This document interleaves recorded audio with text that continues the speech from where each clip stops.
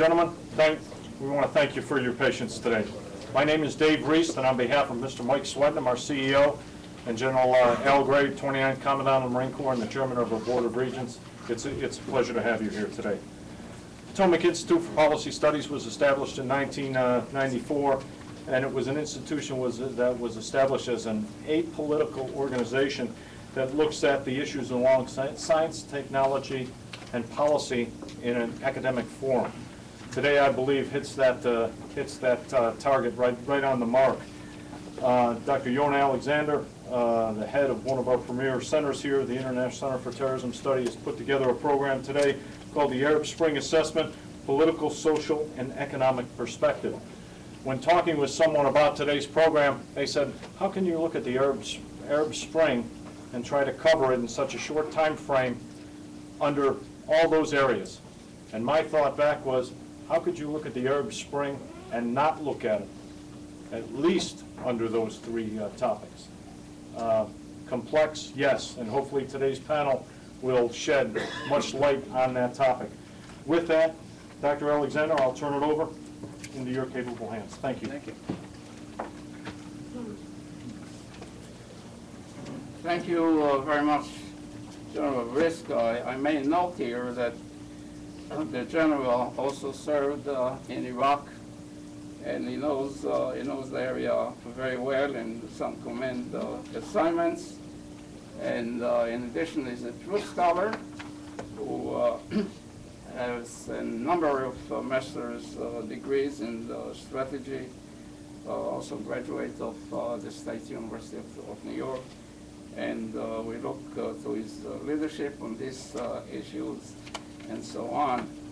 Before I introduce our very distinguished panel, first let me introduce here Tom O'Leary, who's Vice President. Tom, would you stand up? And we do have, in addition, a very fine group of young people here who are going to be the next generation, what we call, of scholars and professionals in the field. Pat, where are you? Would you introduce some of the people now? Why don't you stand up and say your name and school? My name is Evan Lyons. I'm at UCLA. My name is Barry Copes. I'm at Temple University of Philadelphia. My name is Alex Knight. I'm at Woodbury College in New York. My name is Sarah Scott. I'm at the University of Virginia. Okay, there are some others, but I would like to move on, first of all, to welcome our distinguished panelists. I'm going to introduce them as they are going to speak and appear on the program, but before that, Ambassador Hussein Hassouna, right here, who is the chief representative of the League of the Arab States. Then Philip Crowley, who is currently the Omar Bradley Chair in Strategic Leadership at Penn State, the Dickinson School of Law, and former Assistant Secretary of State for Public Affairs, the U.S. Department of State. Then Dr.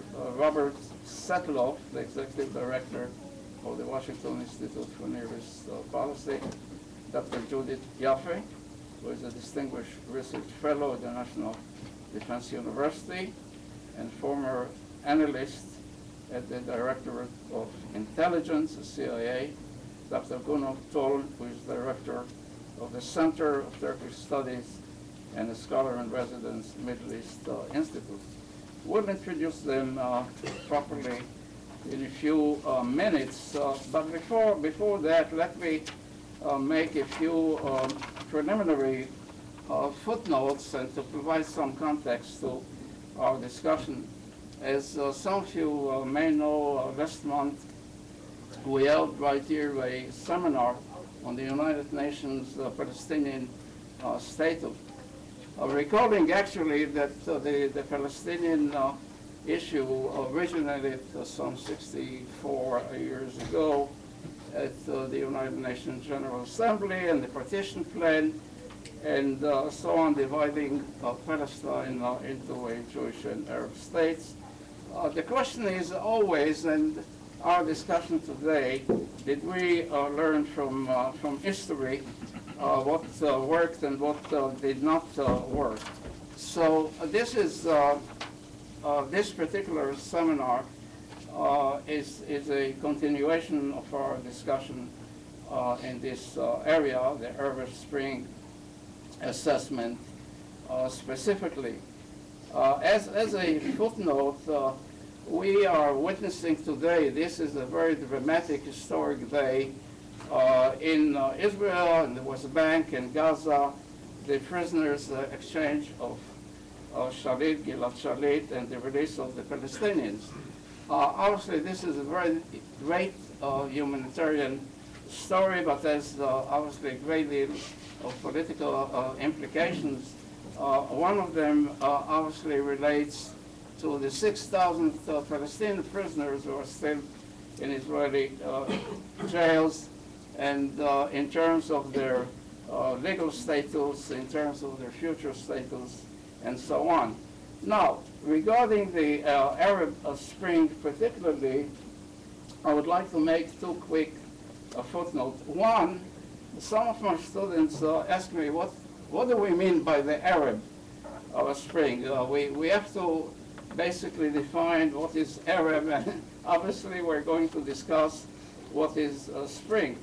From the geopolitical point of view, obviously what is very interesting, and I take the opportunity that Ambassador Hassouna is here, in terms of the Arab League, I recall going all the way back in 1945, there were 8 members of the Arab League. Seven, okay, my calculation is wrong.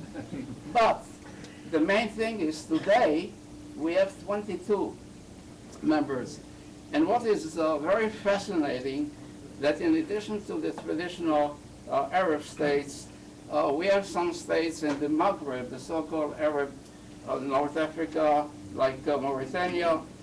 We have also other countries in East Africa, like Somalia, for example, and Djibouti, and the Comoros, and so on.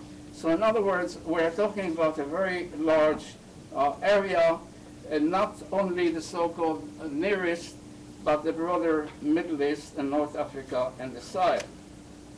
Now, the second footnote, I think it's important to recall that all of us, to remind all of us, basically, that we have to look at the situation where we were, where we are today, and where we're going. By that I mean, if you take this month of October, there are a number of anniversaries. I want to mention it because it does relate, obviously, to the Arab Spring and the future implications. One of them, October 29, 1956, this is the 55th anniversary of the Suez War, when the UK and France and Israel attacked Egypt. Secondly, on October the 6th, 1973, marks the Yom Kippur War, the Ramadan War, 38th anniversary. Third, October the 6th, 1981, the assassination of President Sadat in Egypt. And fourth, October 23, 1983, the 28th anniversary, the attack on the U.S. Marine base in Beirut, killing 241 Marines and then 58 French paratroopers.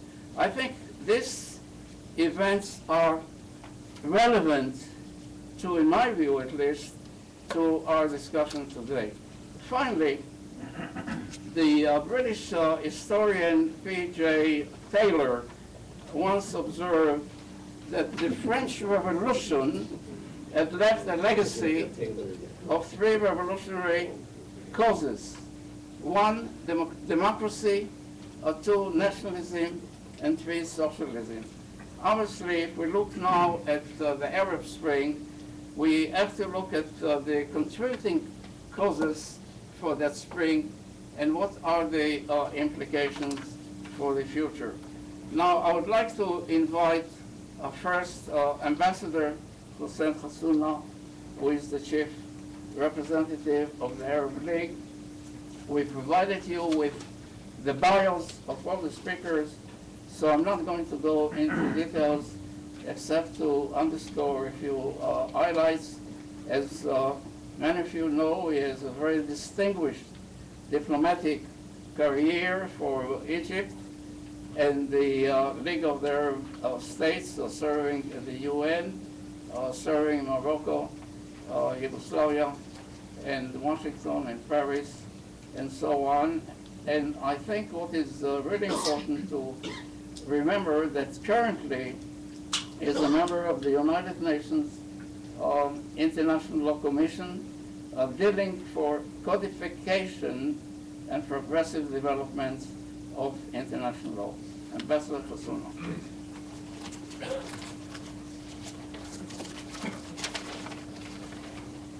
Thank you. Good afternoon, everyone. Good afternoon. I'm very happy to be here today and to talk about an issue which is, I suppose, of great interest and importance, not only to the people of the Middle East, but to everyone in the world. I'm also very happy that we have today among us some students, the young generation, who will play, hopefully, an important role in the world one day. I'm very happy to share this panel with some good friends of mine. They're all specialists in our region, and thank you, Professor Alexander, for inviting me. As an Egyptian and as an Arab, I suppose I'll be speaking as a voice of the region, a region I'm proud of belonging to, a region that historically was the birthplace of the main religions, that was the cradle of civilizations, and that today is witnessing some historic transformation. People call it Arab Spring, people call it Arab Uprising. For me, it's more than that. It's an awakening. It's a historic change in the region, in the culture, in the mentality, in the aspiration of the people. And I hope this will one day lead to an Arab Renaissance, where our region can again be a source of inspiration to others, politically, economically, and culturally, as it was many centuries ago. So in assessing the Arab Spring, let me say first, it's difficult to give a definite answer how the Arab Spring has failed or has succeeded, for the simple reason that the Arab Spring began almost 9 months ago. And we do not know what the outcome will be yet. It's an ongoing process. We see every day in the region developments happening. But I am still hopeful. I think it's a trend, it's an irreversible trend, and the region will never be the same. So let me briefly talk about my views on how I see things. First of all, the Arab Spring that started in Tunisia, as you know, as a sparking development, and that has then spread to Egypt, and then to Yemen, Libya, Syria, and it has affected almost every country in the region in one way or the other. But although there are some commonalities, there's also a specificity according to each country and its system of government, its history, its social fabric, and so on. So you can never generalize. The second thing is, I think the developments in each country developed mainly according to how the leadership of this country dealt with it. If they accepted it, like in Egypt, where President Mubarak left office when he saw the people turning against him, when the army sided with the people, then it became peaceful. When the leadership denied the right of the people and tried to stop and to suppress the national aspiration. Then it turned violent, like we've seen in Libya, like we've seen today in Syria. So it all depended. And again, you cannot generalize between monarchies, where people are not asking so much for regime change, but they're asking for constitutional reform. And for republics, where the rulers have been there for so many years, like in Egypt and in Yemen and Libya, and where people wanted a different kind of leadership. They wanted a different government. They wanted change. So it all depends. But the common feature is that it was always a call for universal human rights. It was not a local agenda. Universal human rights, freedom, democracy, human dignity, and economic rights. The right to find a job, the right to have social justice, the rule of law. People wanted accountability. People wanted to combat corruption. And it involved the whole population. In Tahrir Square, if you remember, there were young and old people, there were men and women, there were Muslims and Christians. The whole population was involved, not just only one sect or one group of people. And the most important is that it happened through peaceful means. In Egypt it happened through peaceful means. Yes, there were problems after this, clashes occasionally, but through peaceful means. In Libya first, the opposition opted for peaceful means, but then it degenerated, of course, in a civil war.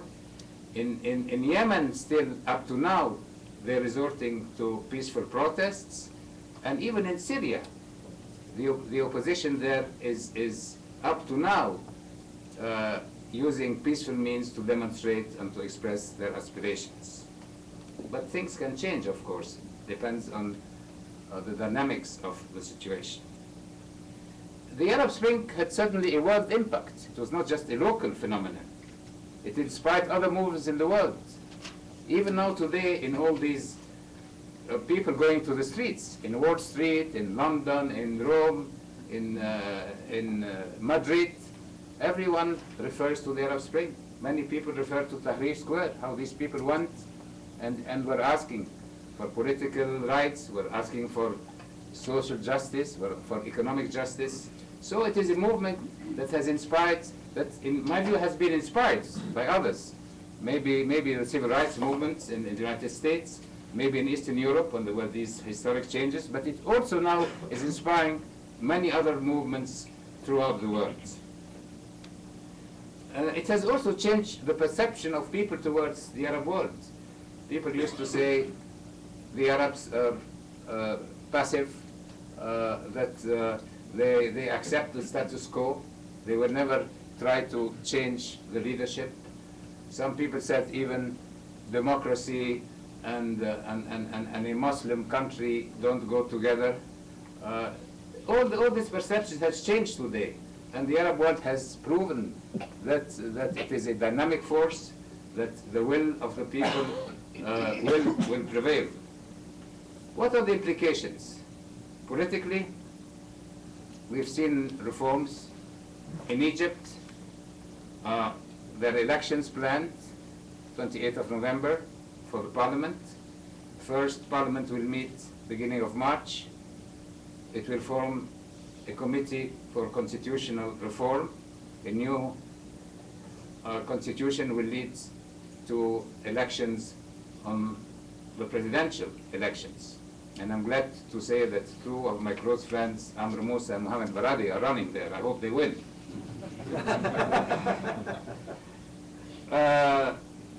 But also, they're building new institutions. In Yemen, it's different. You have a transition now. Secretary of State Clinton is just in Libya to show support. In Syria, we still have this tragedy happening.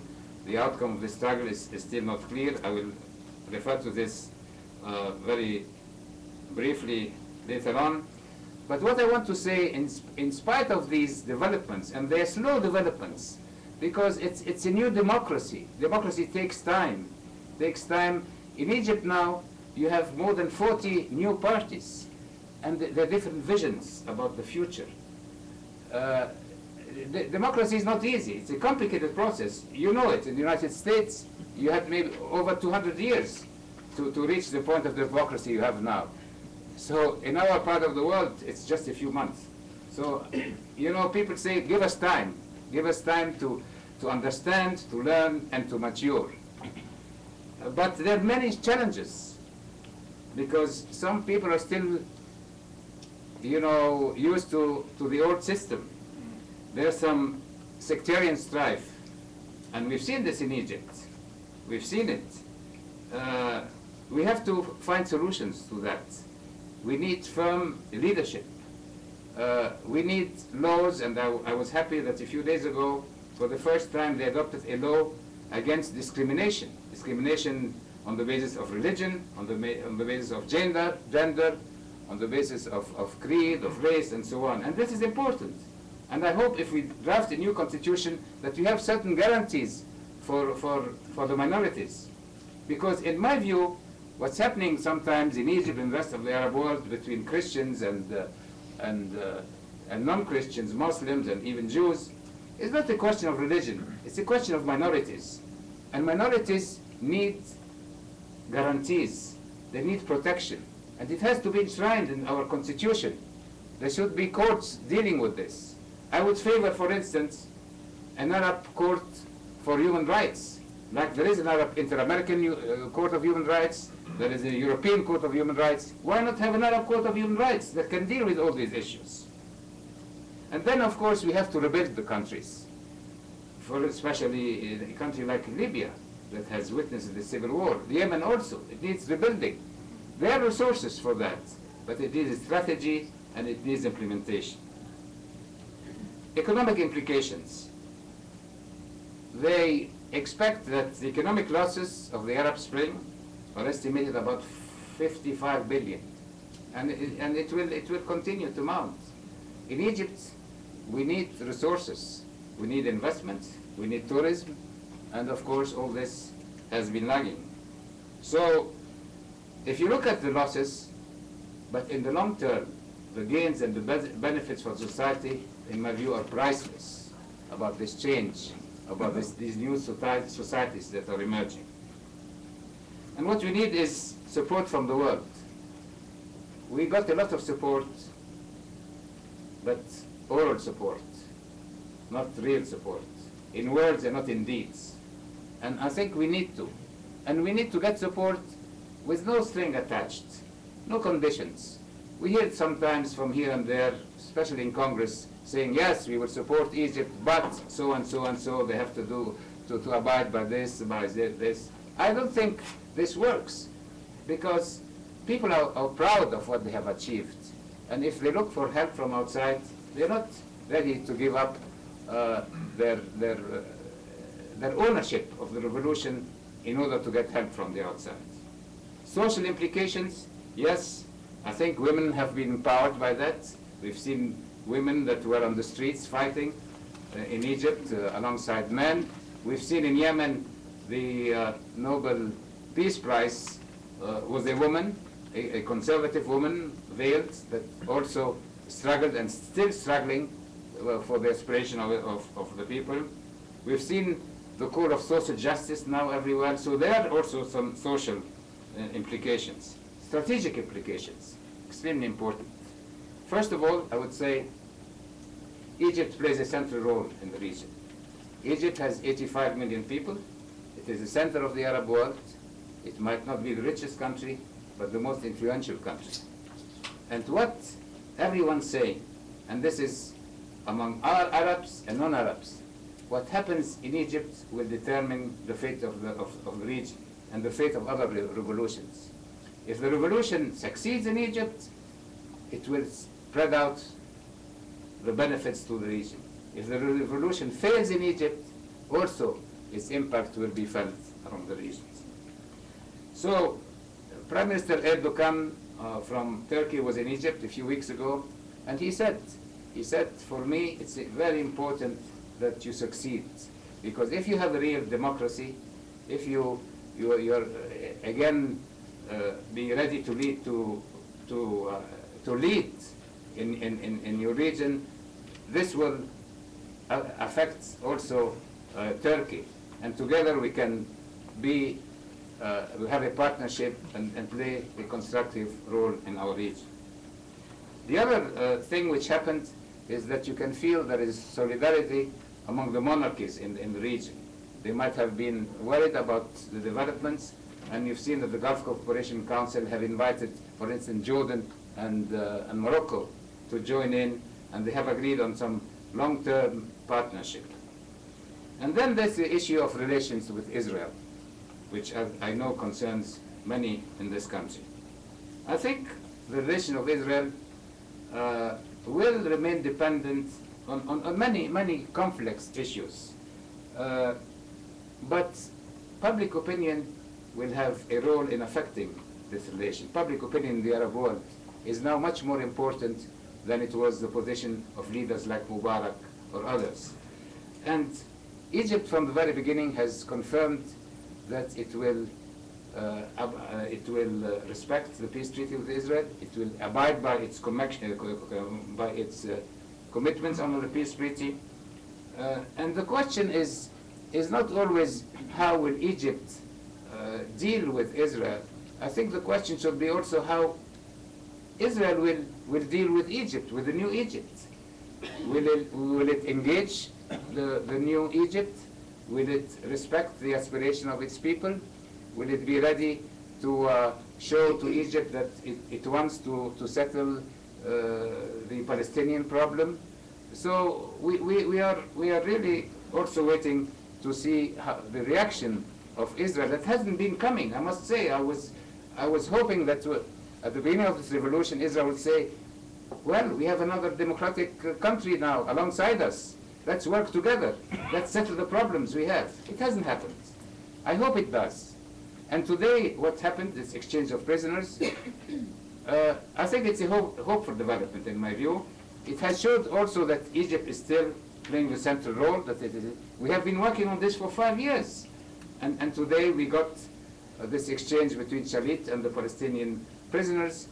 There is talk now that also there is an American Israeli who is in Egypt accused of spying, who might be released in exchange for about 800 Egyptian prisoners. So I think there's a new dynamic in the region, and for the first time it is a positive dynamic, and we should all rejoice and hope it will lead to a better environment in the region, which we need very much. I don't want to talk too much because we have some very competent other panelists, but let me just say very briefly, the role of the Arab League has been to encourage reform. Since 2004, when the Arab League adopted a declaration on reform, political, economic, social reform in Tunisia at the summit meeting, it has trying to push for reform. But it was difficult because every Arab country had its own agenda. Today, the Arab League, to tell you the truth, is facing a dilemma. The Arab League is an intergovernmental organization, and today there are changes that involve people, non-governmental organizations, and civil society. How can the Arab League cope with it? The Arab League charter is still based on the principle of absolute respect for sovereignty, non-interference in internal affairs. So I believe the Arab League has to change, to reform, to get civil society more involved in its work, to respond more to the aspiration of the people. But on Sunday there was an important meeting in Cairo where all the foreign ministers of the Arab League led, and for the first time they took a strong position on Syria, although Syria was a member and there was a representative of Syria among the members. It said that the killing has to stop immediately, the military suppression has to stop. They did not adopt a suspension because some members said the suspension of Syria from the membership might lead to nowhere. We have to keep on the ties to be able to influence the events. And they said we will form a committee that will go and talk to the leadership, and then we will call for a conference at the headquarters in Cairo among the leadership and the opposition under the umbrella of the Arab League to put an end to this military suppression and to engage and to have them engage in real political reform to restore stability to Syria.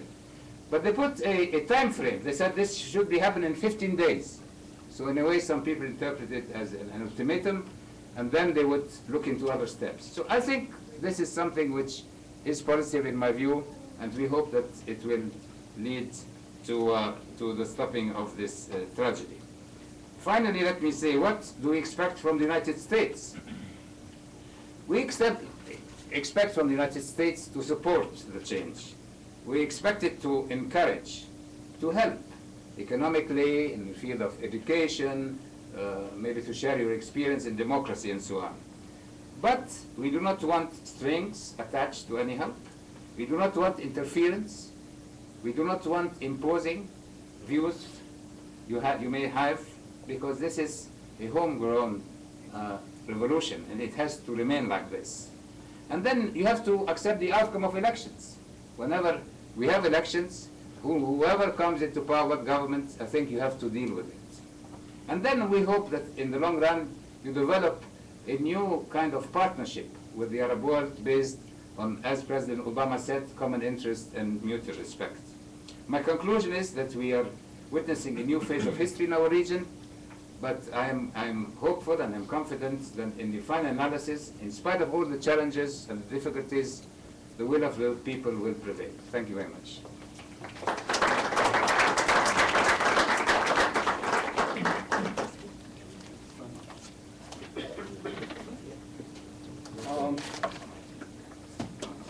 As I indicated, first we'll have our panelists make brief opening statements, and later on we'll develop some Q&A session. Our next speaker is Crowley, as I mentioned currently.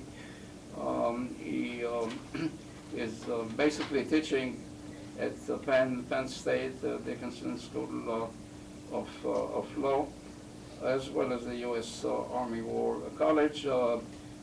It needs basically no introduction this side, simply because we have seen him for a long, long time as the Assistant Secretary of State for Public Affairs, the U.S. Department of State, beginning in 2009 under Obama. As many of us know, also he was a Special Assistant to the President for National Security Affairs, for the National Security Council during the Clinton administration. And he also served at the Operation Desert Storm, Operation Provide Comfort, and he worked on Middle East issues for many, many years. Philip, thank you.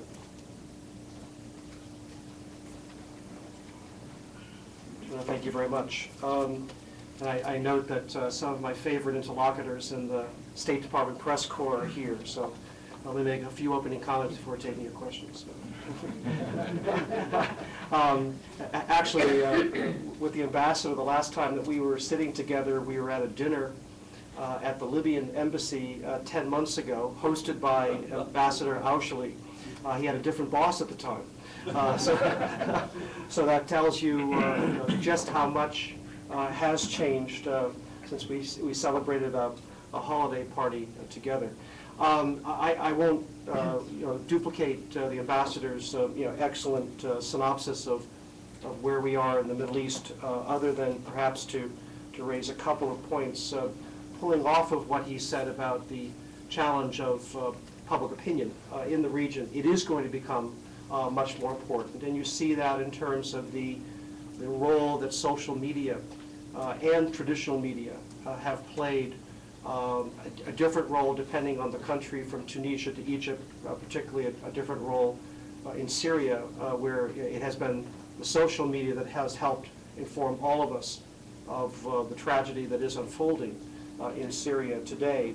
But clearly, public opinion is going to play a much more significant role in policy making and policy execution going forward. And the United States, among others, is going to have to adapt to that. The day of where you could have a conversation with President Mubarak, and then it becomes President Mubarak's challenge to handle his street.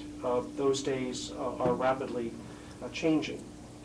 It is certain that the combination of events here, including social media, they have changed the status quo without necessarily guaranteeing what will replace the status quo, and whether these events will end up being relatively peaceful or relatively violent. I recall a conversation I had with then the National Security Advisor in Taiwan several years ago, and talking about the evolution of the relationship between Taiwan and China. And at the end of our conversation, I said, what you're basically telling me is that this is a challenge that will resolve itself over 25 years. He paused for a second and said, yes. However, the challenge is getting from here to there. And that is the challenge, both for the region and supported by the United States. How do you get countries from here with the prospect of change, but a change but not guaranteed outcomes, to there where you have relatively democratic governments, a stable and civil and tolerant society? I think the key element for the United States is this is a process that is going to take a long time. I had 2 tours in the military in Turkey, and you can trace in Turkey the evolution of Kemalism following World War I to, with the military playing for a lengthy period of time the guarantor of democracy. But now you do have a maturing political situation in Turkey, and changes that are still occurring in the relationship between an elected government and an institution like the military that is certainly has in the past been a stabilizing element of Turkish society. And you see that in a country like Egypt, for example, which probably encapsulates one of the real central questions, which is, are the traditional elites in these societies actually going to yield meaningful power? I think the ambassador is exactly right that Egypt will be perhaps the leading country that sets that example. The military has assumed very significant powers in Egypt. It is conducting very significant legal processes which have implications for the future of Egypt's democracy. The emergency law still exists in Egypt. And so in Egypt, the military plays a profound role in the Egyptian economy. Over time, is the military going to step back and allow a genuine civilian government to emerge in Egypt? How will that occur? So I think you'll see in the choices that the Egyptian military make, as one example, that will have a profound impact on the course of the region overall.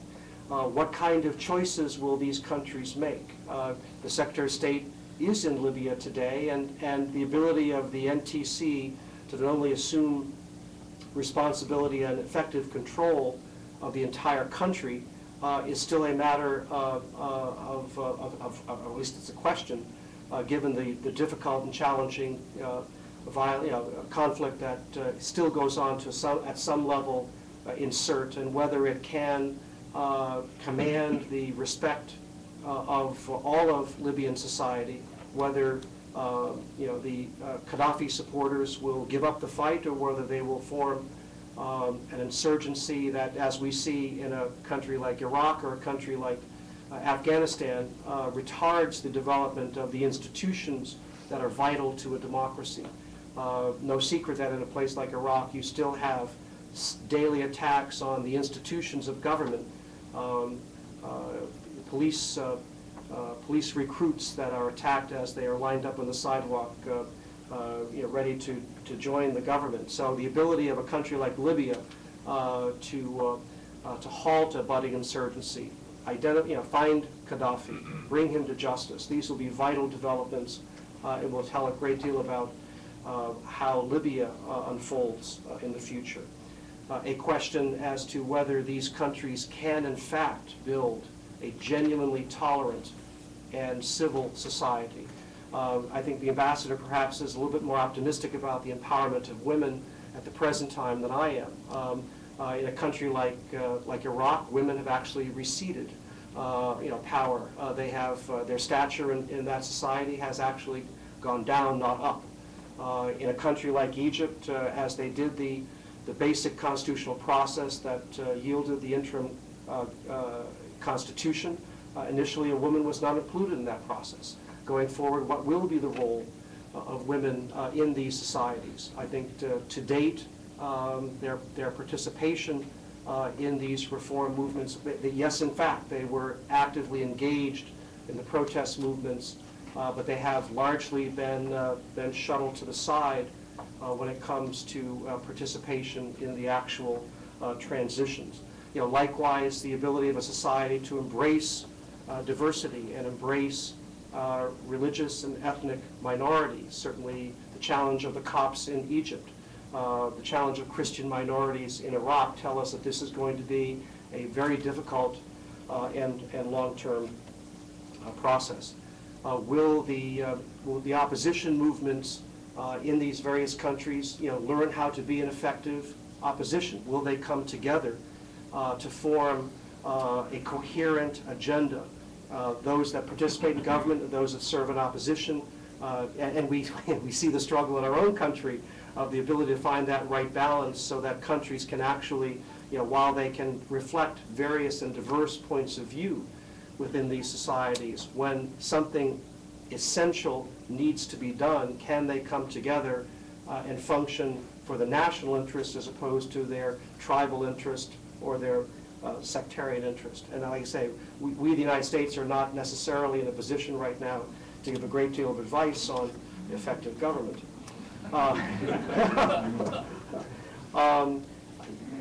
And then, the question of, from the United States standpoint, the question of vision and resource. Under the category of better, great timing, it was the Secretary's speech in Doha in January of this year that laid out the basic United States policy for the region, that the status quo, in her words, was sinking in the sand, that it had to change. And yes, we've seen remarkable changes to date, but now comes the question, the challenge of leadership. And while these transitions will unfold differently country by country by country, what is the overarching vision for the region going forward? And that vision is first and foremost a challenge for the Arab League and the Gulf Council. And you see that tension in perhaps the difference of treatment between a country like Libya, where the Arab League showed great leadership in setting a clear standard that leaders that turn significant state-sponsored violence against their people have lost the legitimacy to lead. And yet, not only the United States was slow to reach this point, but the Arab League has yet to reach this point where a line has clearly been crossed where it comes to a leader like Bashar al-Assad. And certainly Syria is a very different and profoundly different country than Libya, but at some point there has to be a standard. Are these leaders working on behalf of their people, or are they working in opposition to their people? I think Bashar al-Assad has crossed that line, and I hope that the Arab League agrees going forward. But for the United States, the challenge here at home is whether we will support Egypt, Libya, Yemen, Bahrain appropriately going forward, not only with helping them set clear principles for a different kind of future, but then having resources available where they need it. And this is a challenge for the Department of State and for the Obama administration as we go through a very difficult and challenging budget environment. The crucial accounts that are directly relevant to progress in the Middle East have either been flatlined or even cut when you think about democracy funding, when you think about economic support funding that's critical to a country like Egypt. So much like we saw 20 years ago in the aftermath of the end of the Cold War, will the United States, the international community, provide the kind of steady, long-term support and guidance as these countries go through these challenging times? And unfortunately, because of the timing of the Arab transitions, at the time of global economic crisis, that remains a pivotal question. Thank you very much. Thank you, Philip. Our next speaker is Dr. Robert Satloff. He also doesn't need introduction in the Washington community or internationally. He's currently the executive director of the Washington Institute, and they contributed to our dialogue on many of the issues related to the Middle East. Thank you very much, Yonah. It's a pleasure to be here today, and it really is a privilege to be on a panel with my colleagues here. Their expertise is deep and profound, and I'm happy to be here. Let me offer just a few words on, beginning with the title, Arab Spring. I'd like to endorse Ambassador Hassouna's, one of his remarks, which I interpreted as the need for a bit of humility about knowing where this is going. We are about 280 days into this event that some people are likening to the birth of a new renaissance or the birth of a new era. It's 280 days. Let us understand that, in my view, nothing that has occurred yet is either inevitable, irreplaceable, nothing is impossible, nothing is irretrievable, nothing is irreversible. These are all the I words that I like to throw out. Think, for example, Russia and the burst of hopeful optimism about their democratic moment. This is not to douse water about what is happening in this part of the world. It's just to put a bit of historical context. Secondly, the term Arab Spring, well, on both sides of this, I think is a misnomer. First, as a friend of mine, an Egyptian, Abdulmunim Said Ali, likes to point out, there is no spring in Egypt. Right. Egypt has only winter and summer. And so it is very much of a Westernism that is imposed on these societies. Secondly, and a bit more provocatively, I think even terming it Arab is a bit of a mistake. It conjures up notions of previous events in modern Arab history, the Arab Revolt, the Arab Awakening, George Antonius, etc.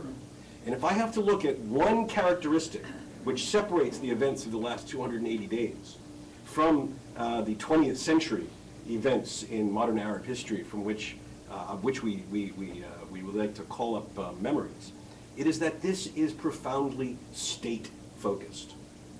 This is not a pan-Arab movement. This is profoundly state-focused. Yes, there's a certain spirit that crosses borders, but quite unlike what happened 60, 70, 80 years ago, when people from one country influenced the political direction of people in another country by actually going there and doing things and fighting their battles out in other countries. That's not what's happening here. Indeed, the only, or I would say the most visible example of one state acting upon the prospect for political change in another state was to stifle it, namely the Saudi-led effort in Bahrain. We do not see Egyptians, for example, taking the lead and calling for democracy in Syria, something which I'm deeply saddened by, given that they're the most advanced and in the best position, having not had a military route to political change, and they're in the best position to stand up and say, Assad should go, given what we did with Mubarak. So in my view, this is neither Arab nor spring. And the term that I would use is a term that Ambassador Hassouna used in passing, but it's a term that we know very well from the much more recent Middle East history, and that is intifada. These are intifadas in Arab states, in the sense that we are seeing uprisings against existing authority, the outcomes of which so far are decidedly uncertain. In some places they'll be better than others, in some places they'll be more hopeful than others, in some places they may be more bleak, more bloody, more dangerous than others. So that's my first point. My second point is just to underscore the role of economics. We can all ascribe deep humanitarian, political, democratic urgings to what drove the early days of these events, and there were indeed, very uplifting, hopeful, moving moments. But economics, more than anything else, was at the core of what happened in Tunisia and Egypt. We know this from polling. We know this from the events on the ground. We know this from what happened, why Mohamed Bouazizi immolated himself. It wasn't because he couldn't vote. It was because a policeman exacted too high a bribe for him to have his street vending operation. If we look at polling in Egypt, the data is overwhelmingly clear. The vast majority of people say it was jobs, employment, healthcare, corruption, etc., not the need for democratic expression in the way you and I would know it as what drove them to the street. Now, this does not mean that democratic expression is not a key strategic objective for them, but it is not what motivated them. And if it's not what motivated them, then I believe that the success or failure of these experiments will, to a great extent, be determined on whether, in the near term, economics gets better in these countries. If not, then I think that the chances that these countries descend into a rather dangerous cycle of populism, demagoguery, anti-minority intolerance, anti-West, anti-Israel, anti-peace, anti-stability politics is regrettably high. Now, we have our responsibilities here to assist them to avoid that negative future. Third, how should the U.S. engage these various places? And here I'll be very brief, because I agree very much with some of the comments my previous speakers said. The one point I want to inject into all this is that in addition to providing resources and finding ways and FTAs with Egypt and Tunisia and other things that we can do to at least, in a certain respect, tilt the balance in favor of a more hopeful outcome, what we need to do, in my view, more than anything else, is to put all the various events and trends in the region of the last 280 days into a strategic context for how it affects American national interests in the broader Middle East. For example, one country yet to be named in this discussion is Iran.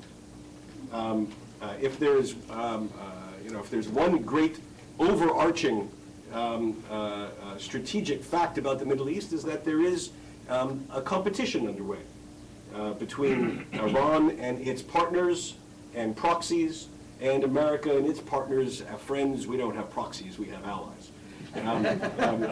For the assertion of influence in this region. In the early days, the Iranians claimed that they were doing well, and in more recent days, our side claims we're doing better. The key point is we need to view events in this region, at least to a certain extent, through this lens. And that's why I think it's very important for us to redouble our focus on Syria. However important the Libyan example was, for humanitarian reasons, which was the principal reason why the United States went into Libya, to support the international effort, NATO effort, etc. The Syrian situation is exponentially of greater strategic significance. On top of the important humanitarian significance, more Syrians have been killed by their government thus far in the Syrian series of protests by far than Libyans killed by their government by the time the United States made the decision to support international intervention in Libya. And there wasn't the strategic rationale for that.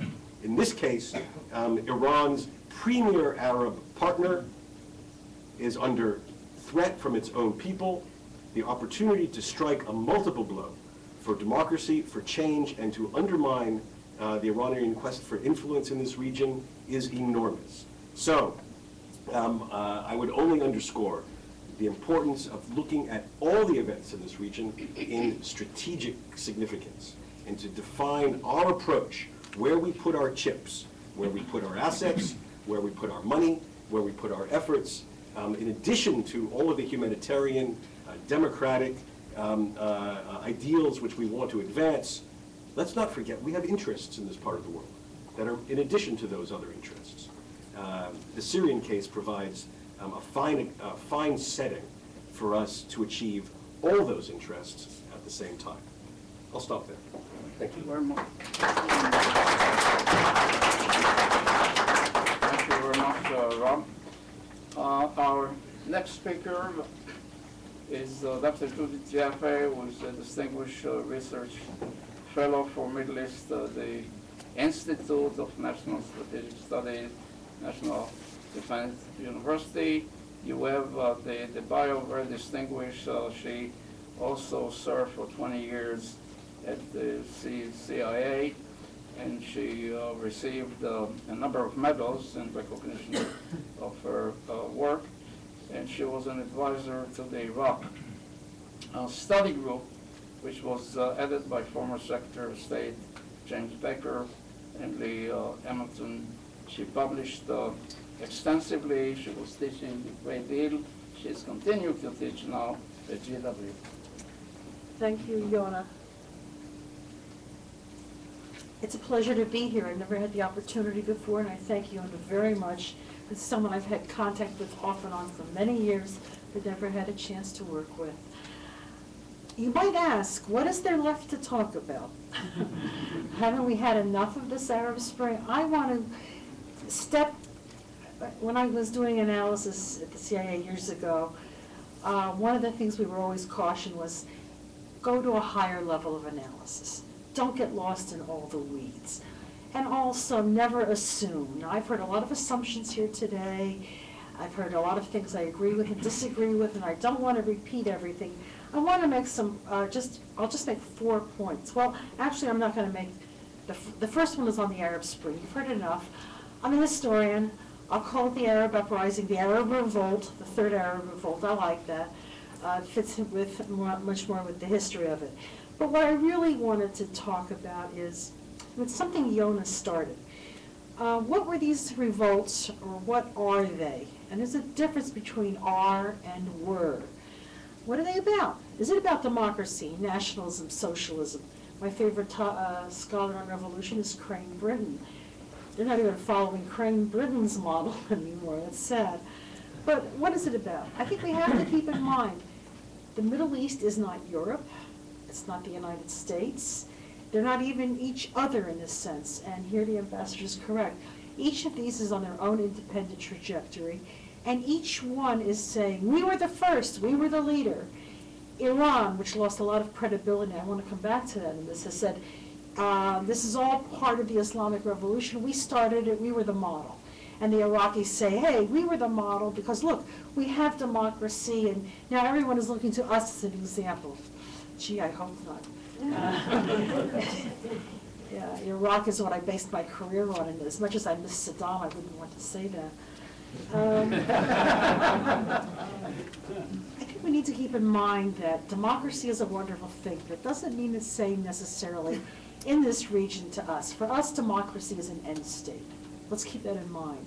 You got elections, you got democracy, you got freedom, everything's fine, we can go home.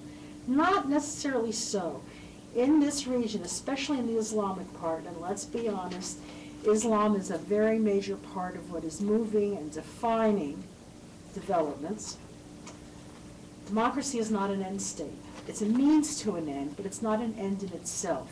And the great conflict here in that sense is, for democracy, power comes from the people.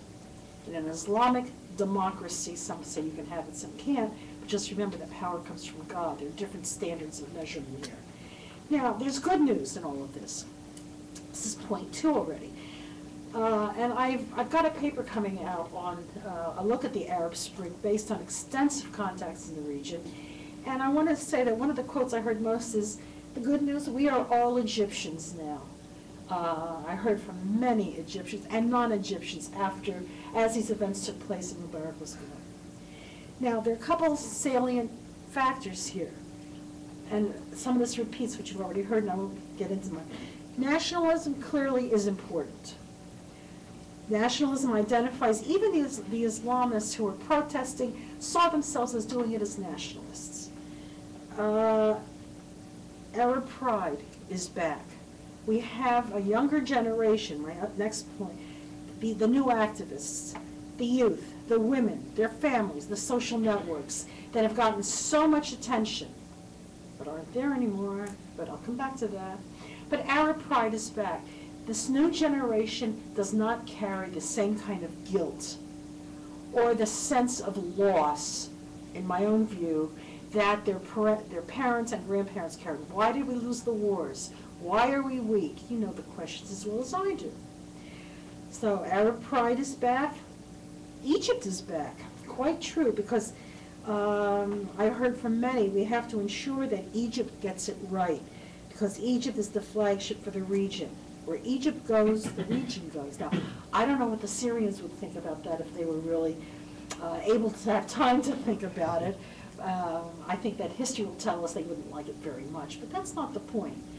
The point is that these new activists who came out in terms of, we want secular democracy, we want a lot of things, and jobs, and an end to corruption. They had a much more focused list than the demonstrators. Is this our Arab spring that we're seeing here today? Who don't seem to have a clue or a coherent agenda, they just know that they're the 99%. Well, I don't know. I'll raise one more point here. Is Islam still the answer? And here, I think in the beginning we would say, no, this region has voted for secular government identity and change. I'm not so sure of that. I think in saying that, we're just making a simple assumption that it must be so. But you have to ask yourself where these different movements are now, 280 days, 9 months, whatever your measurement is not where they were when they began. And it's not where they're going to be whenever they come to some kind of conclusion. And I think, sadly, we can already see this in Egypt. I have to say in Syria, somebody, I can't remember which one of these guys said this, but that why hasn't Egypt advised Syria? Well, the last time they advised Syria what they should do was 1950s. It was the United Arab Republic, and we know what a disaster that was. I would think Syrians would be very wary about taking anybody's advice again. Now, one more point on this issue of Islam. I was in Israel a couple weeks ago for an anti-terrorism conference, actually, and for a lot of other things. And granted, the audience that spoke were very much to the right of center. And but what I heard in many places is a concern that, how was it put? Stability is more important than democracy. You've heard that. No thumbs up, please. Control yourself. Now, I've heard that many times. We were advised that by Arabs over and over again, especially the Saudis, as Iraq went into disarray, chaos, and we were told, forget the democracy thing, don't bother with the elections, don't waste your time. Just settle it, strong government, stability. And that wasn't right either. I'm sorry. Someone in the back is encouraging me to do bad things. Now, there is bad news. If we fail, what happens? If these movements fail. And again, let me give you a second quote, which was, you cannot eat dignity and you cannot wear inequality on your back. Which takes us back to one of Bob's basic assumptions. Is this about economic chaos? Yes. Is it about lack of jobs and the youth population? Yes, it's all about all those things, but I think you would have it anyway. These were urban uprisings, and I think still are. They're very much elites. The elites have gotten much bigger, though. Better educated, technologically savvy. And as I said, I don't think they identify so much with the baggage of their parental generation. There is a deep desire. Remember, much of this area has been occupied over the centuries. The Turks were occupiers, the Persians occupied parts, the British occupied lots of it, as did the French, and we have been sitting as liberators slash occupiers. You can only be a liberator for about 3 days, you know. And after that, why are you still here? You know, it's like you become like, you know, house guests or fish after 3 days. So the region has to be very careful how much it wants to adopt and how Western it wants to look and how much of the pride of its own sources of change are there. But I think the bigger point is this, and again, this democracy will be discredited. These new movements will be discredited if they fail to deliver on the promise for prosperity, if there is no economic reform, if there is no political change, if there is no greater participation in open society. Now, let me look ahead, and then I'm finished. Looking ahead, third quote. We've had a revolution of the street, but we still need a revolution of the mind. The Arab Spring is a work in progress. What began with protesters calling for a lot of different things, bread, freedom, dignity, social justice, etc., quickly turned into a fixation with removing the ruler. If only we get rid of Mubarak, if only we get rid of Ben Ali, if only we get rid of Assad, everything will be fine. Well, maybe, maybe not, because it's not, as we all know, that simple. Few of these movements began in a coherent and organized fashion, and the organization hasn't necessarily progressed, although if you look at the fact that now Egypt has, 40 or 400 political parties, all divide, and same thing happened in Iraq and many others. Well, that's an open political system, and that's great, but boy, does it, A, it creates chaos, and B, it's the second thing I want to warn about, which is that the old elites are still in charge. Tunisia is run by the people that Ben Ali put in his place. Egypt is run by the military, who were appointed by Mubarak, and sad to say are now showing signs of not being that interested in turning over power soon or at some point in the fullness of time, or and what do we need to change? And I think that one has to look very carefully at what is going to happen there. The youth, the women, the secularists, those people who started the street changes, Tahrir Square, where are they now? They're not there. Those old elites are old, appointed by the old regimes for the most part, and they're controlling change. And they're going to continue to control that change.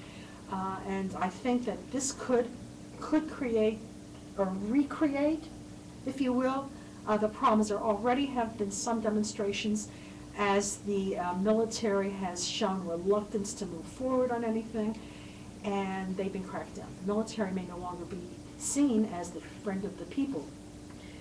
Okay, so a lot of the groups are going, so hope for meaningful political reform and social change may be waning.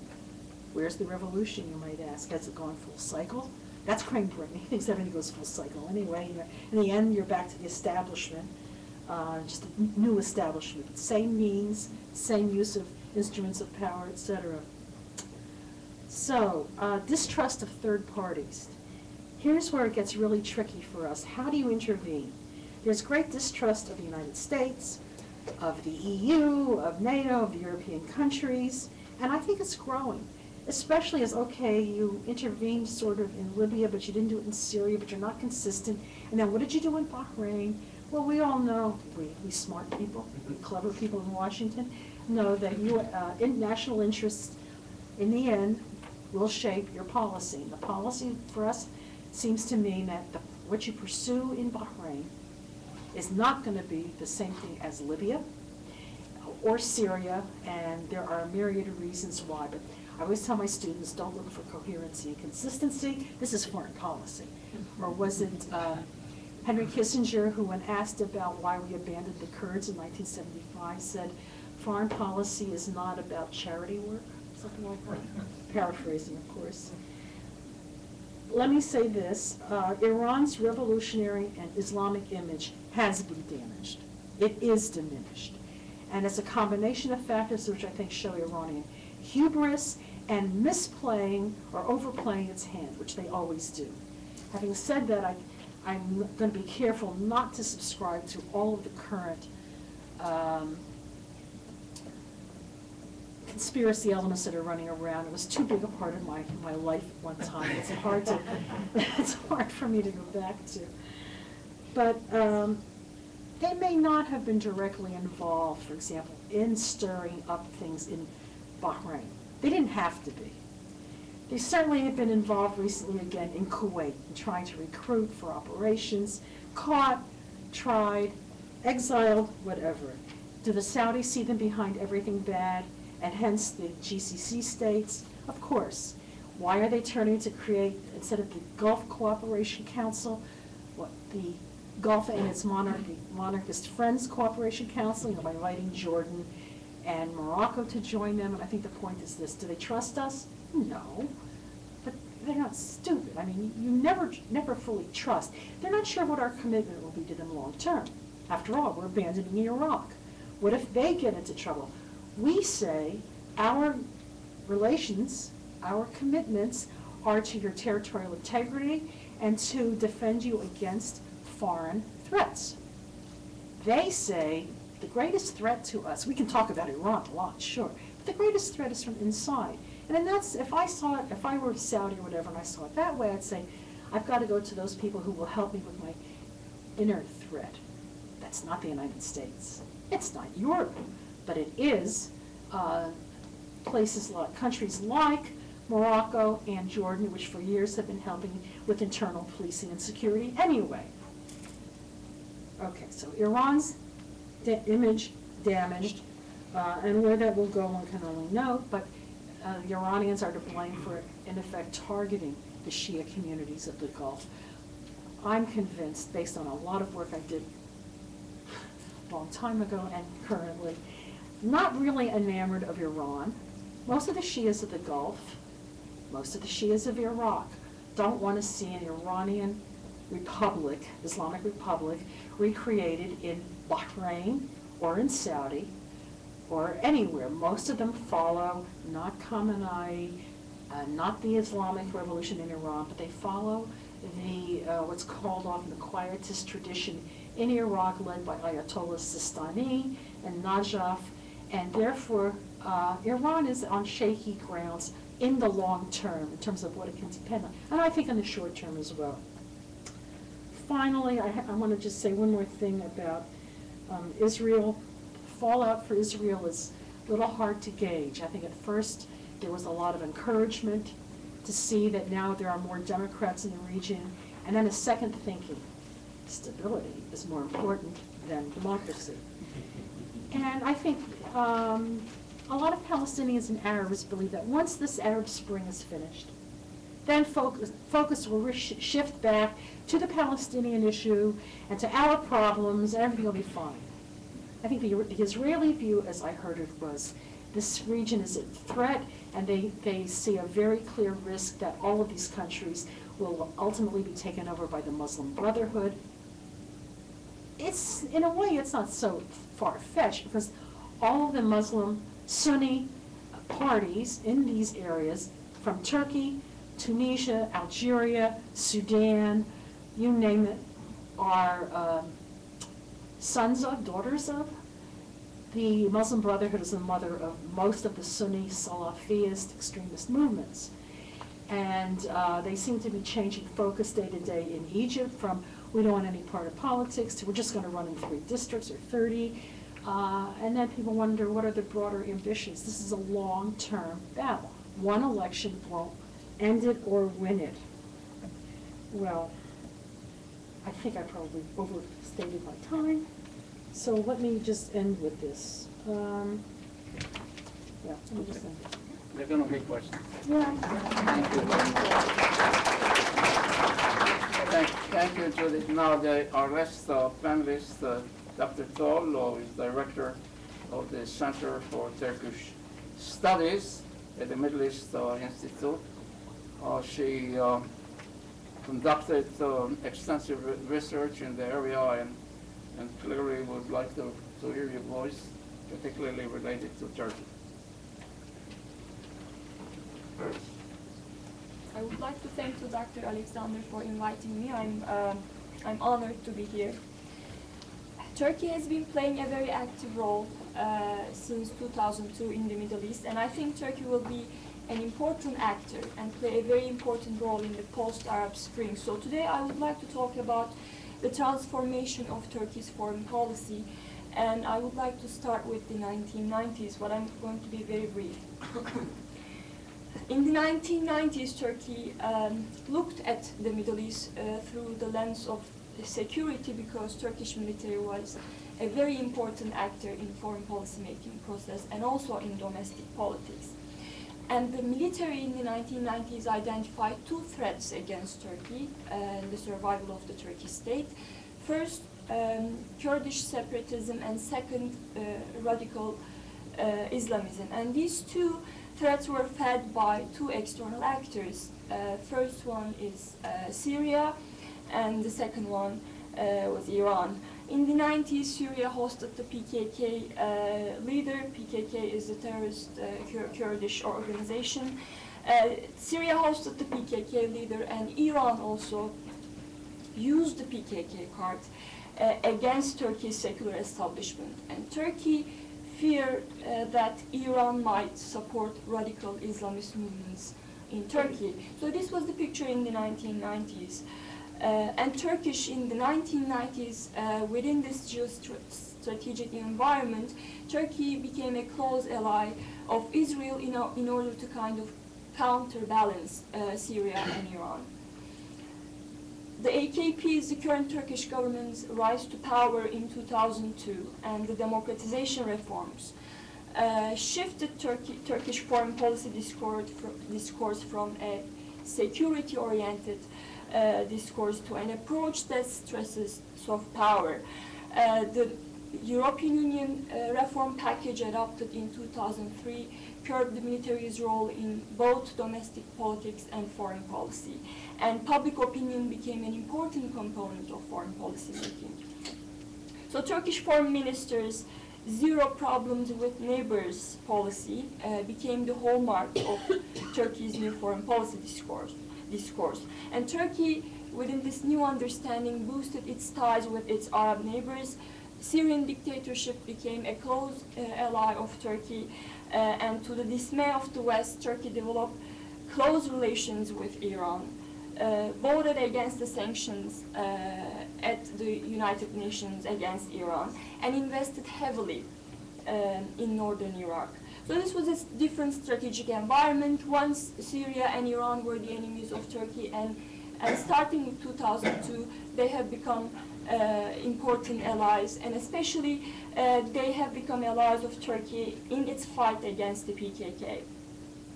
And of course, the Arab revolts changed the strategic environment in the region and also the parties' calculations. As the regional uprisings started unfolding earlier this year, Turkish Prime Minister Erdogan was quick to ask the Egyptian President Hosni Mubarak to step down.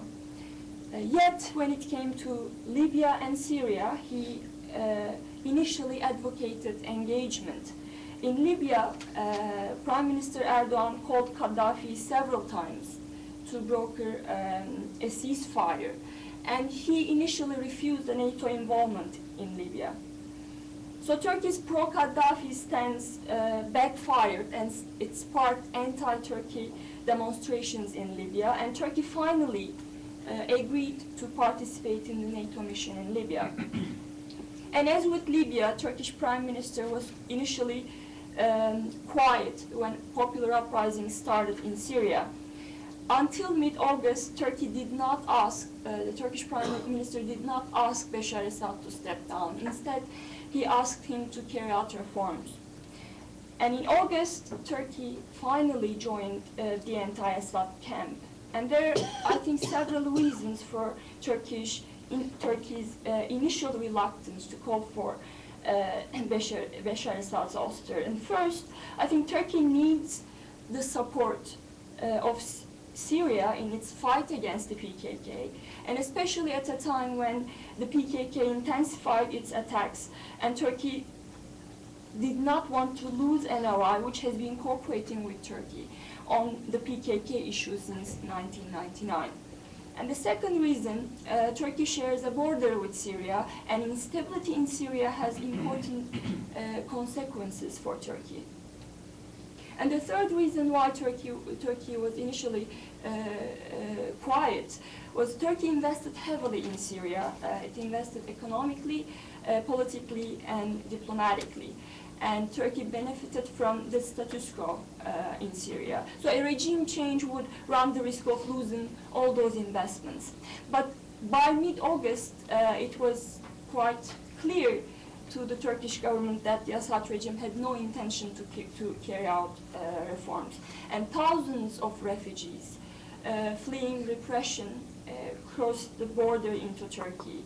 And Iran strengthened its ties with Syria, which posed a strategic threat to Turkey's political calculations in the region. So finally, despite Iranian plea to stabilize the Assad regime, together Turkey shifted its rhetoric in August and asked the Syrian leader to step down.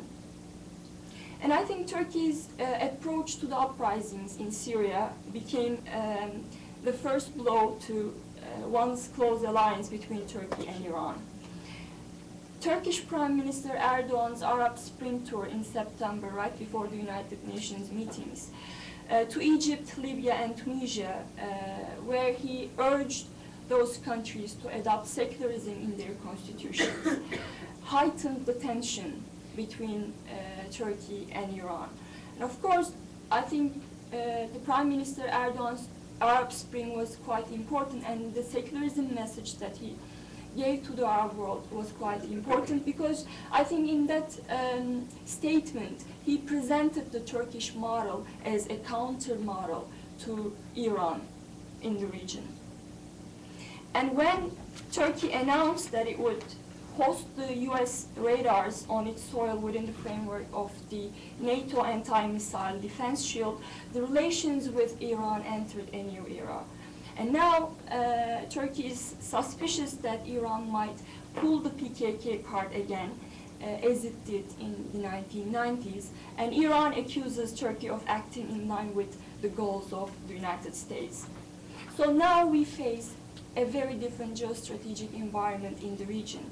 And in the face of increasing PKK attacks in Turkey, Turkey is now seeking Iraqi alliance in its fight against the PKK. So the new environment is different from the one we had in the 1990s, and even the one we had a year ago. So now there is Turkey and Iraq trying to counterbalance Iran and Syrian alliance. But I think the Turkish government's organic links to opposition movements in the region, I think, will place Turkey in a comfortable position to adjust to the new political realities.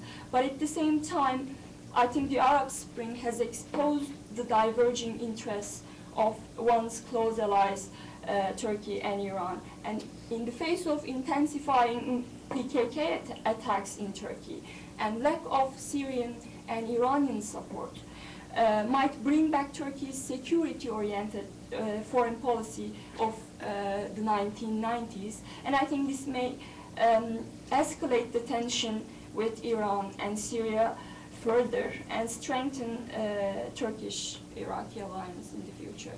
Thank you. Thank you very much.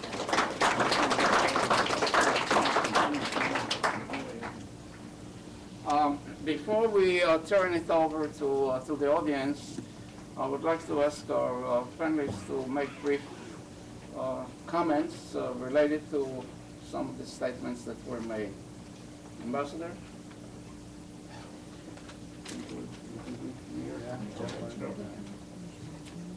Well, I think what we heard now really gives a very broad picture about what's going on. I think they're all legitimate issues, legitimate concerns. We don't know where things are. But let me just touch very briefly on what was mentioned.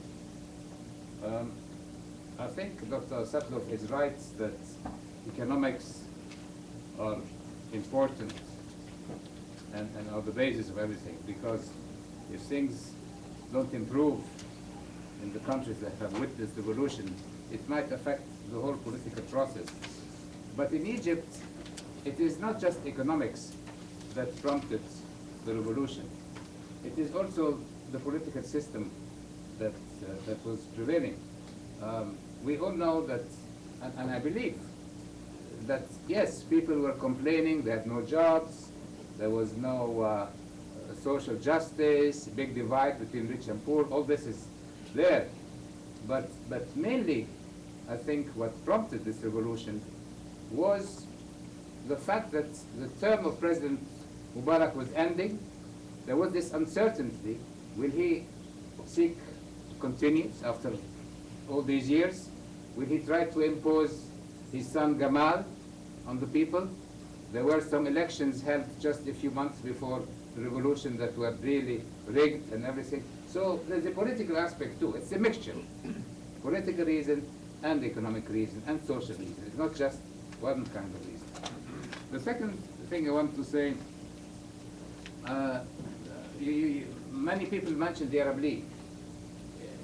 Some of you might have been to Egypt and they know that the Arab League headquarters are on Tahrir Square. When the revolution took place, many of the staff of the Arab League could not go to their offices. Well, some were happy and some were less happy, of course. But what happens is that now almost on a daily basis, you have young people in front of the headquarters expressing their views. And you have Syrians, you have Libyans, some for the regimes, some against the regimes. So it's a very complex situation. And as I said, the Arab League is in dilemma. Should we back the governments? Should we back the young people, the opposition, and so on? So the position of the League is difficult. But you can be sure that even Egypt has been criticizing Syria. And if you look at the media, if you look at what the people in the streets say, that the Syrian people should have freedom and reform just like we had in Egypt. So it is happening. It's not that it's happening. Iran is a big issue also. I know from a strategic point of view, from the United States, it's extremely important, as Dr. Satloff said. But for also the Arab world, it's a big issue. Iran is an important country in the region. Historically, there has been a big competition between Iran and Arabs, especially during the Iraqi war. Most Arabs were siding with with Iraq against Iran. People perceive that the U.S. intervention in Iraq, the toppling of Saddam Hussein and the outcome, all this helped Iran tremendously in giving it more influence in Iran, in having an Iraqi government that is close to Iran, and so on. So things have changed. But people in the region look at Iran as a neighbor they have to live with. It's an Islamic country, of course, and most countries are Muslim countries. But also they're concerned. They're concerned about Iran's intervention in internal affairs, in stirring up the Shiites in different countries. Thanks God in Egypt we don't have Shiites, but they exist in Bahrain, they exist in Saudi Arabia, they exist in Lebanon, in many countries. And also the question of weapons of mass destruction. People feel that Iran has the right to develop nuclear power for peaceful purposes, but certainly not for military reasons. And otherwise, this will open a race in the region. So Iran is a very difficult partner, but we also think that we have to live with them. We have sometimes to engage them, and I think the Arab Revolution, was not perceived by Iran as a good development. I think they claim that it's a good development, but it might also be for the people of Iran a precedent, that maybe if we go to the streets and we manage to topple our government, maybe this is the course to follow. So I think they're very cautious about the developments in the Arab world. And the tyranny of time here.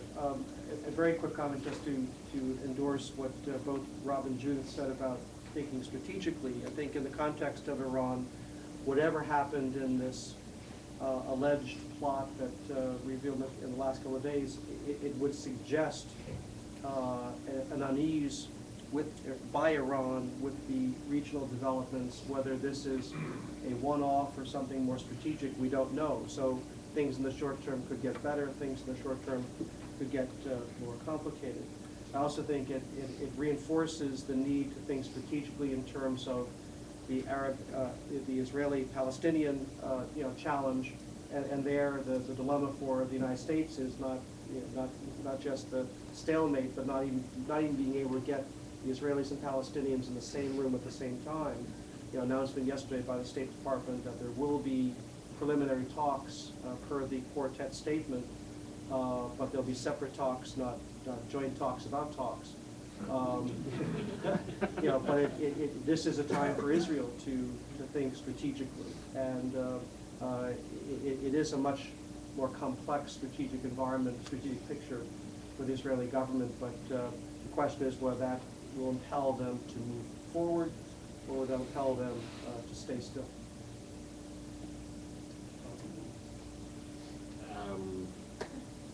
There's 20 different issues that one can go on.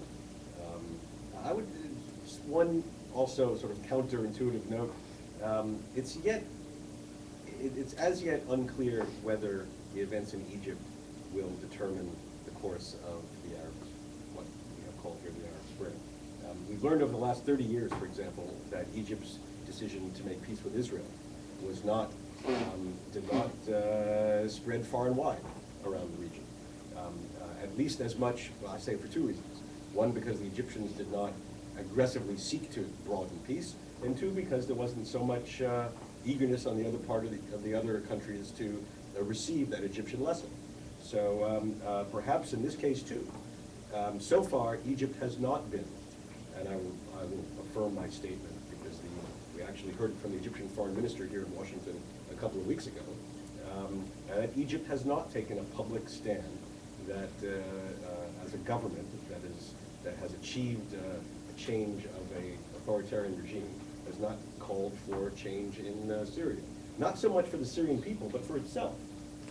For its own people to be able to say, it worked here, we should be projecting that model elsewhere. So I would hope that that is the direction in which Egypt goes. Progressive, forward-thinking, activist, democratic.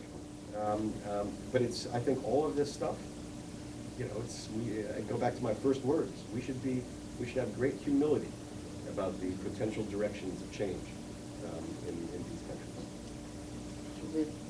Very briefly, because I think we've talked too much and you haven't had a chance at all, but I'll play devil's advocate for a minute and make 2 points.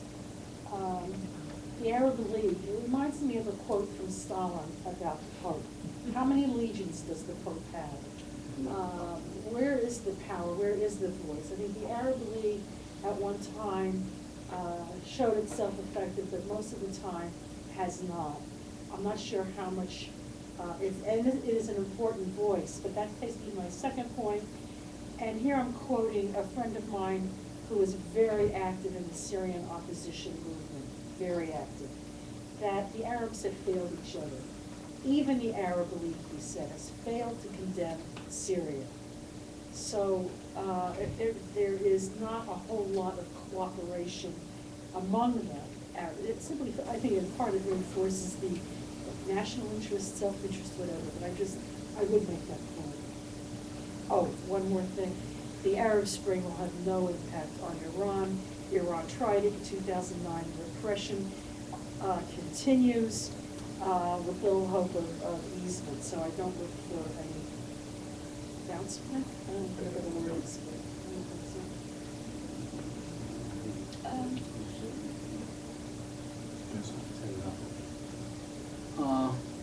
That's all you want to?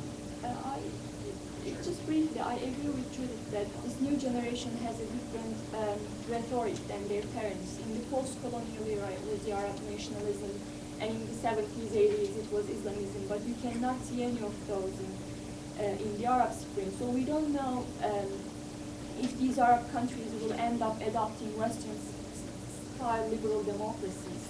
But I think religion will play an important role, and it will be an important component of the new national identities.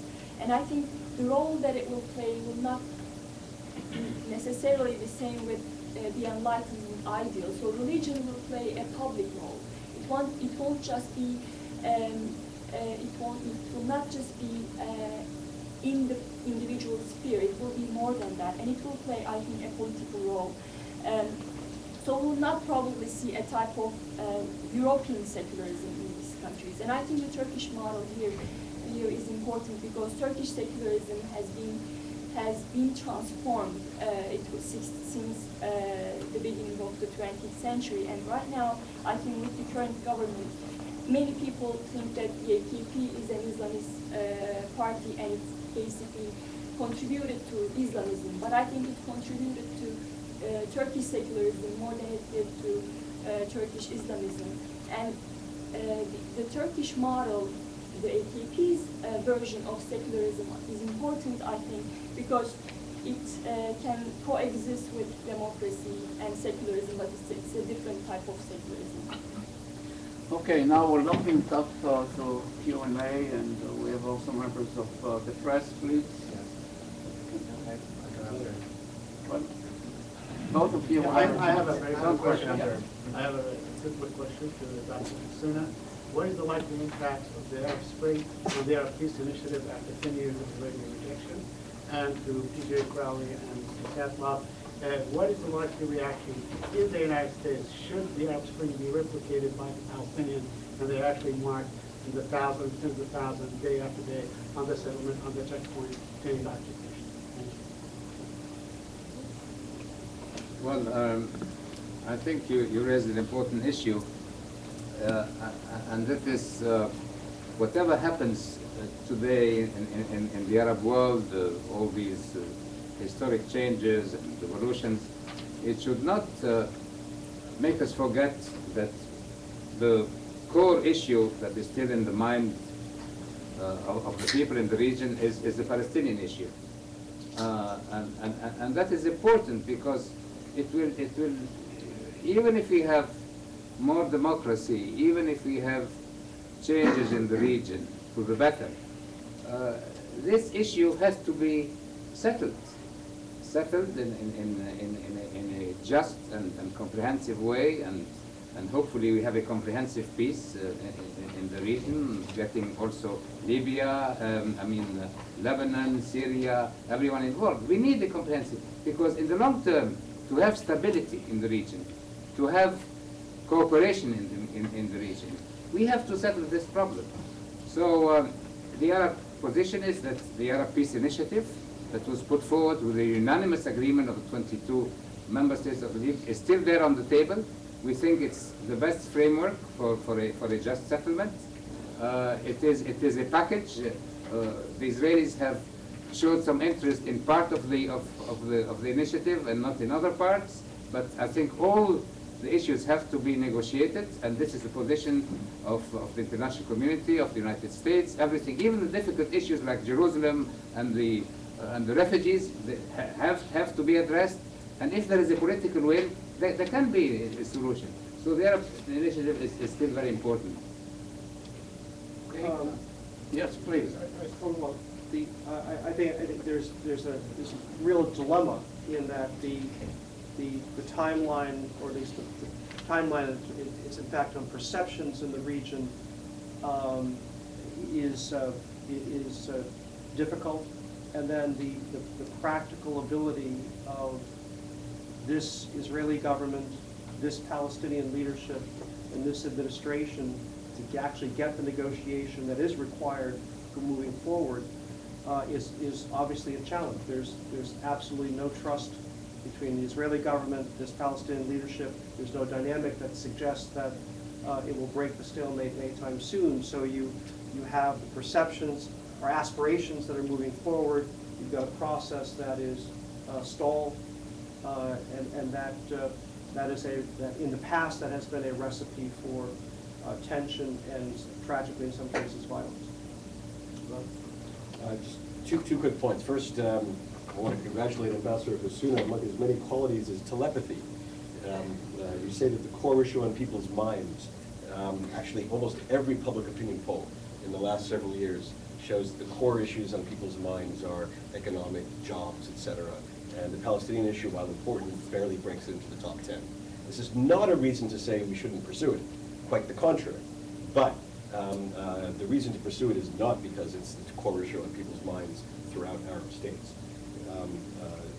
Direct answer to your question, I think it's at least as likely as we see a popular uprising against established authority, namely a popular uprising against the leadership of the Palestinian Authority. If I had to imagine what a Arab Spring-like revolt would look like in the West Bank, it would be against Mahmoud Abbas. And regrettably, the events of the last couple of days, the release of prisoners in exchange for Gilad Shalit, if anything, would make that, to a certain extent, more likely rather than less likely. My name is Fouad Arif. I'm a Moroccan journalist based in Washington. I would like to ask the panelists, and specifically Mr. Crowley and Robert Satloff, to give us some insight why the Arab Spring protest in Arab monarchies has been centered upon reforms rather than regime change, which is the case in Arab republics. Thank you.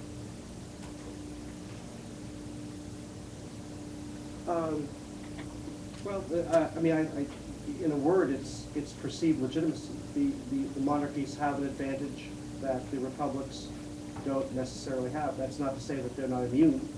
Obviously, in Jordan, for example, you've just seen a second attempt to form a government that will enjoy the support of the Jordanian people. The king has made, in Morocco, the king has made some, taken some important steps in recent months. He probably has a greater reservoir of goodwill with the people, which have helped him, but that reservoir is not infinite. More changes are going to need to be made over time. Just one sentence here, and I'll not facetiously, I'll say Arab monarchies never promised democracy. So the bar is not nearly as high for the republics, whose hypocrisy is far more open. If you tell your people that you're a monarchy, then your people should not be surprised when people do not make the ultimate decisions in the governance of their political system. So people aren't surprised. And so the achievement of change means something very different in a monarchy than in a republic. If I may just add to this, I know Morocco very well. I was ambassador of Egypt in Morocco. I think in a monarchy, you have a defined system of succession that is accepted, which you don't have in the republic. In the republic, there's uncertainty. I mean, who will be the leader? So people accept this, and then you have countries like Morocco and Saudi Arabia, where the kings have not only temporal power, but they have also some kind of spiritual power. In Saudi Arabia, he's a custodian of the holy places. In Morocco, he's Amir al-Mu'mineen. He's the faithful. So this gives them a kind of sanctity, not sanctity, but a kind of credibility that does not exist maybe in the public. Okay. Any other questions? Yeah. Yes, Can you speak loudly? I would like to congratulate the panel for excellent presentation. I'm Carol Castillo with the Voice of America. I have a question for Ambassador Hassouna. Ambassador Hassouna, I would like to know, what does the Arab League possibly think it can achieve at this conference in Cairo with regard to Syria? After the United States, the West, even Turkey particularly Prime Minister Erdogan was very good friends with Bashar al-Assad, vacation with him, has called for Assad to go. And many attempts at reform have been made, but they have not succeeded. What do you think the Arab League can possibly accomplish at this conference to bring some kind of resolution to this brutal crackdown? Well, we have to wait and see, but I would think the fact that the Arab League is involved, and I see the League not as an organization or an institution itself, because any organization reflects the will of the membership. I mean, the United Nations is not the secretariat that counts, or the Arab League or the OAS. It is the collective will of the membership that counts. And I see here that the position of the Arab League was always crucial, because in the minds of the Arab states, it represents Arab legitimacy. Just like the United Nations position represents international legitimacy for the Arabs, the Arab League represents legitimacy. So in the case of Libya, when the Arab League called for the suspension of Libya, then called for a non-fly zone, this allowed the Security Council to adopt Resolution 1973 that led to the intervention of NATO and to the involvement of the international community. It reminds me, for instance, in Iraq, when Iraq invaded Kuwait, it was only through the green light, let's say, of the Arab League that the coalition was able to go to get involved and to liberate Kuwait. And the position of the Arabs is, we are not going to let you invade Iraq, we are there to liberate Kuwait, an Arab member. So the position of the League is important, and I think the same is true with Syria.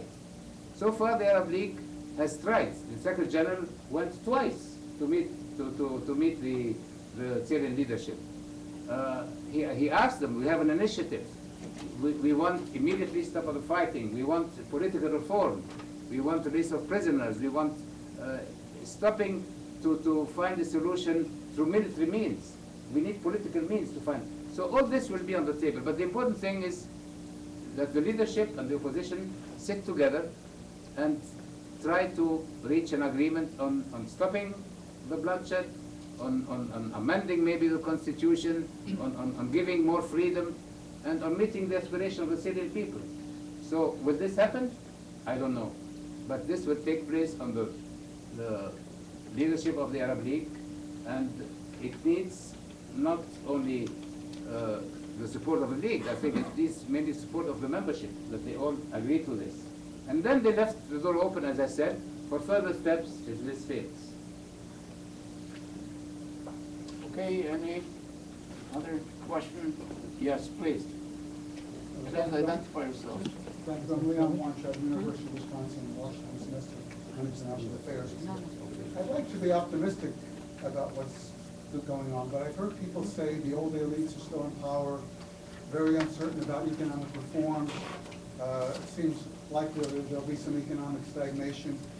I just fear that we'll see the same thing that we had in other situations after the fall of the Soviet Union, and there was economic uncertainty. We saw persecution of minorities, people from the Caucasus. In Europe, when there was an economic downturn, we saw movements against the gypsies, against the Muslims. In the United States, economic downturn causes great reactions against immigrants. We've seen, to a certain degree in Egypt, incidents against the cops. We've seen internecine tribal warfare in Libya. We've seen some attacks on Christians. I'd like to be optimistic, but I've heard so much pessimism. Can someone inject some hopefulness here? It seems very depressing to see where it's going. There's so many things that appear to be going in the wrong direction, or at least not going in the right direction. I would make one observation, and that's this, that in these regimes that have been struggling to maintain power versus the elements that challenge them, a lot of the opposition begins from a much more diverse base. In Bahrain, you had Sunnis and Shia protesting. You have Shia protesting with Sunnis in a lot of other places. The regimes have created or reinforced a sectarianism that may have always lurked beneath the surface, was not always common to these societies, however. So now you have a very open, I mean, it's what happened in Iraq. I won't say who's to blame for that, who contributed to that oppression. That sectarianism and ethnic sectarianism were such dominating and important things. How you get over that divide, I'm not sure there's anything the outside can do. But in part, the Arab Spring and the efforts of the regimes to sustain themselves by blaming everything on outside intervention and supporting this or that has made the situation more explosive, no less. Okay. All right, General. Ladies and gentlemen, thank you very much for attending. We've heard words such as listening, gauging, defining, understanding, all under the rubric of the social media. As our planet's about to exceed 7 billion people, that's an awful lot of people to listen to, gauge, define, and understand. As a very wise 93-year-old woman, my mother once told me, God gave you 2 ears and 1 mouth. Let's hope we are listening to my mother and some other smart folks. A collective round of applause for our panel. Thank you, Dr.